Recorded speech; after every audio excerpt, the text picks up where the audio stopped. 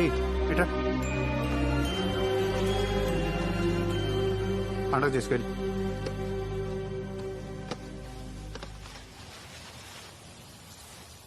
అలా చూడక నీకు కూడా పెడతారు.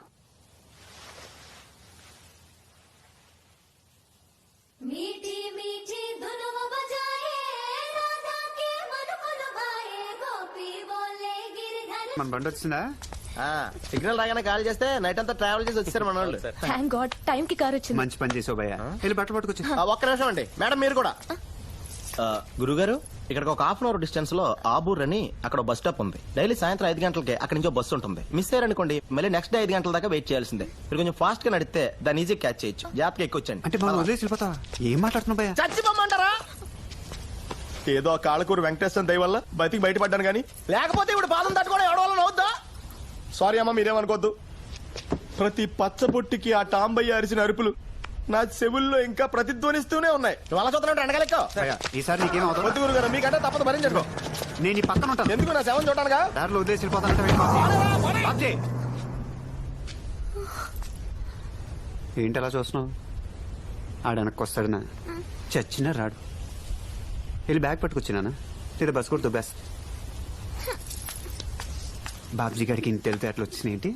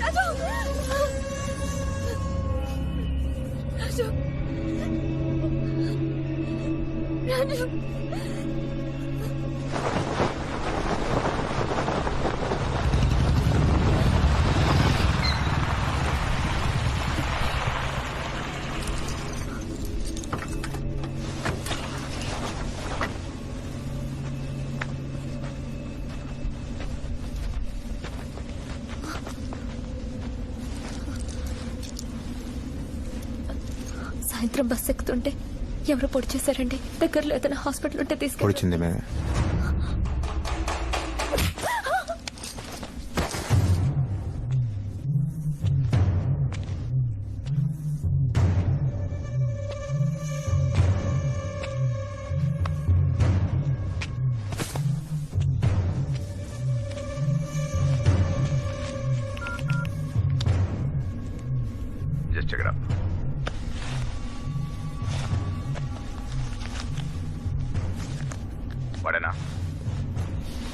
జీ సీతారాం రాజు.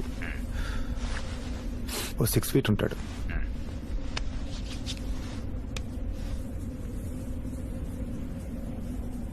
కళ్ళు నలుపు.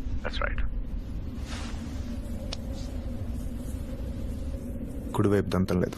అన్ని సరిపేశారు. ఎలా జరిగింది? వీపు మీద పొడిచారు.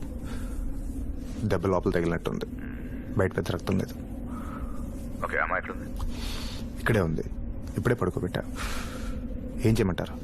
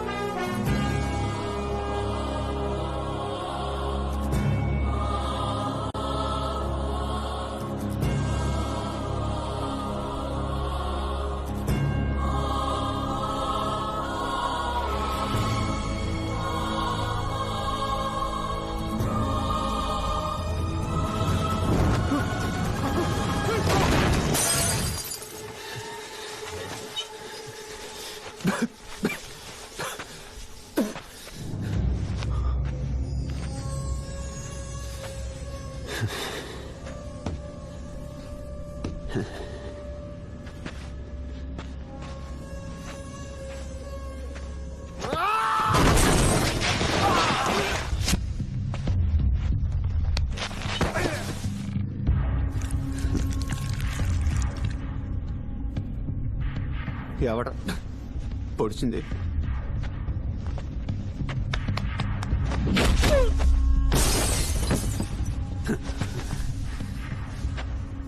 పొడిచింది ఎవరు? చెప్తే ఆడొకడే, లేకపోతే అందరినీ పొడిచి పారదుపుతా.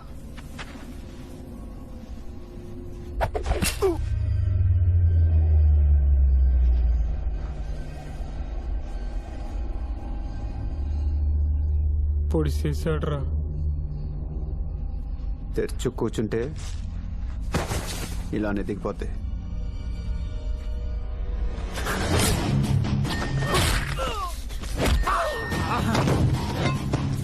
వీపు విశాలంగా ఉందని పొడిచి పరదొప్తారా? ఈ కత్తిని తిప్పినట్టు కొత్త డిజైన్ అయిపోవాలి నా కొడకల్లారా. పొడిచి పడుతుంది నా కొడుకుని కూర్చున్నా నీతో పడిపించుకోవడానికి.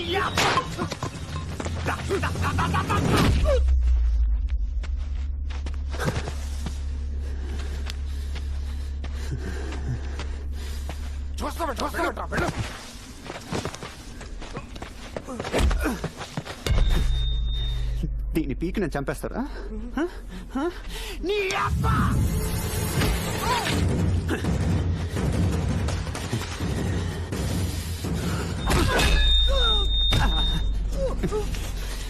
దీన్ని తీసి ఇక్కడ పొడిస్తే రేపటి నుంచి కడుక్కునే చేత్తోనే తినాలన్నమాట.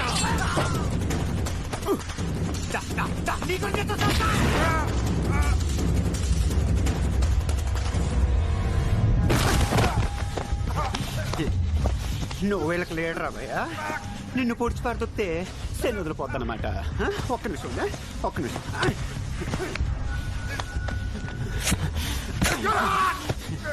నొప్పిగా ఉందా? మరి నాకెలా ఉంటుంది? కాదు మరి చెప్పు భయ్యా. వెనక నుంచి పొడిచి పడుతుంటారు నా కొడకల్లారా. ముందు నుంచి పొడిచేస్తాం. అరొక నుంచి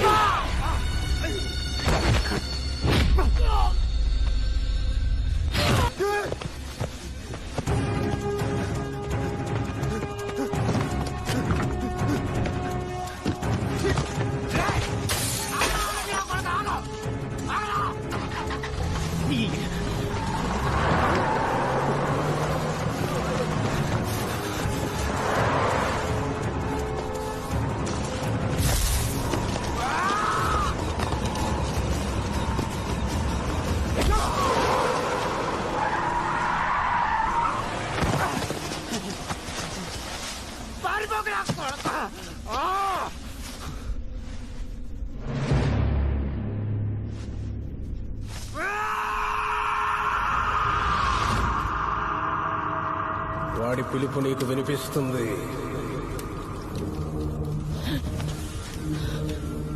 వాడి దగ్గరవగానే పంచభూతాలు కొంతెత్తి చెప్తాయి. నేల ఒళ్ళు విరుచుకుంటుంది సిద్ధ.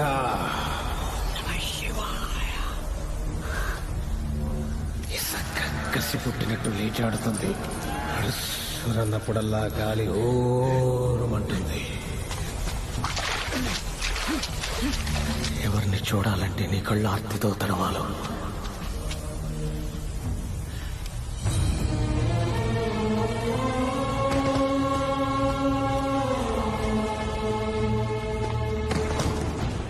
ఎవణ్ణి చూస్తే ఆకాశం అభిషేకం చేస్తుందో, ఎవడి వేలు చివర నిప్పు ఉప్పనే నాట్యం చేస్తుందో,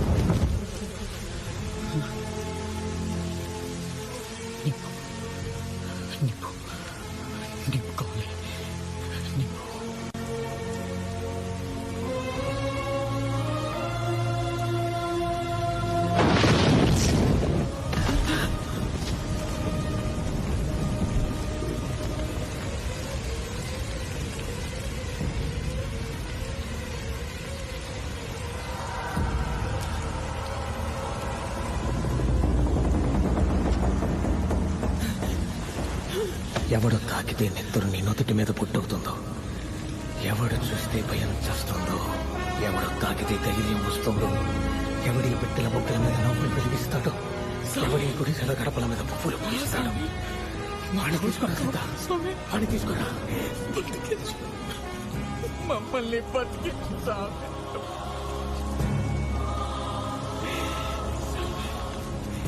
ముందు నన్ను బతికించు.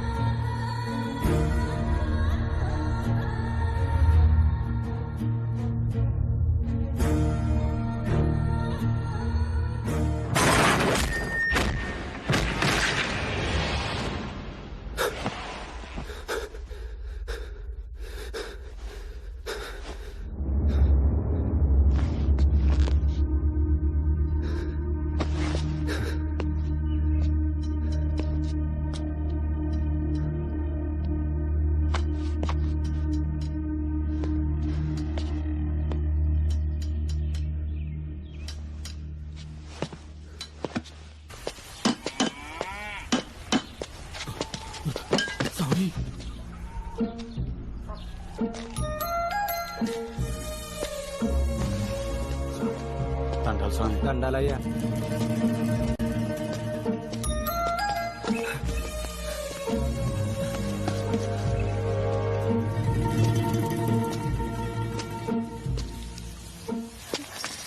అబ్బా, నే తడిపోతావేంటి? సారీ. ఎక్కడున్నావు? పాలి, ఆ? ఆంధ్రప్రదేశ్. రాజస్థాన్ నుంచి ఇక్కడ దాకా నీకు ఇంకేం హాస్పిటల్ దొరకలేదే?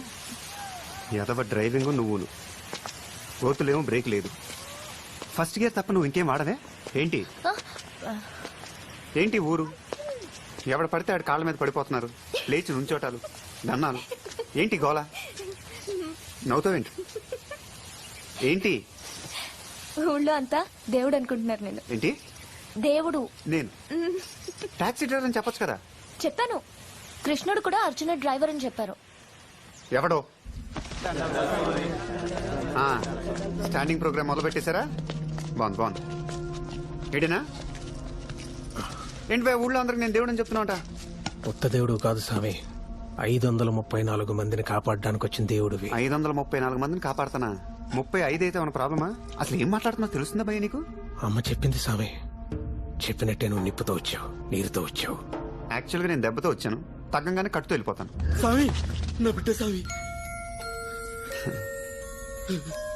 చీచు బాగుందండి. చీచు అది పేరు కదా నీ అబ్బా, అది పెద్ద నన్ను తీసుకుంటారా? పిచ్చి పీక్స్ కిలిపోయింది భయ మీ అందరికి. దేవుడు అంటే దేవుడు, నేను దేవుడిని కాదు, అర్థమైందా? నువ్వు దేవుడు స్వామి. అరుస్తున్నావేంటి భయ? అంటే ఒప్పుకోపోతే కొట్టేస్తావా? నీకు కూడా అర్థం కావట్లేదు. దేవుడు అంటే ఏదంటే అది అయిపోవాలి. ఫర్ ఎగ్జాంపుల్, ఆ పూలు రాలాలంటాను, రాతాయా?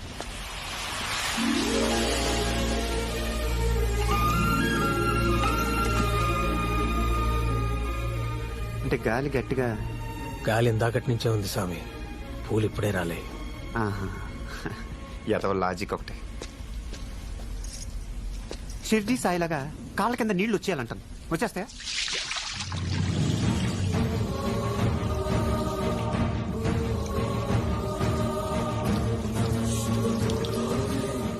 అక్కడ ఆ పిల్ల పడిపోయింది. పల్లం అట్టుంది స్వామి. బాగా ఇరిటేట్ చేసేస్తున్నాడు అన్న. వీడికి ఒక్క ఫైనల్ టెస్ట్ పెట్టాలి.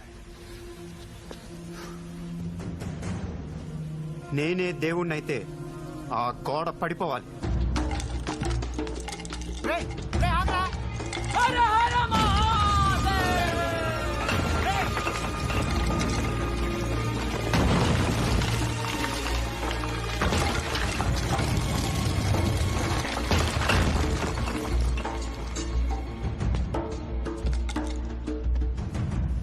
ఏంటాడు? నేను గోడ పడాలన్నాను కానీ పడగొట్టమనలేదు. గాలి వల్ల పూలు రాలే, పిల్ల వల్ల నీళ్ళొచ్చాయి, వాడి వల్ల గోడ పడింది. నువ్వు అనుకుంటే అవుద్ది సామే. నీ నవ్వు వరం, నీ కోపం శాపం, నీ మాట శాసనం.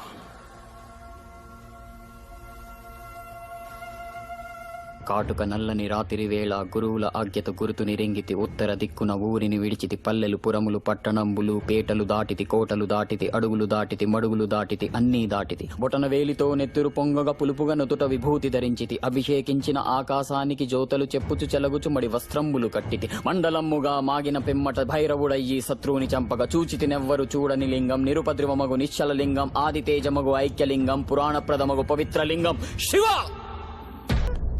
హర హర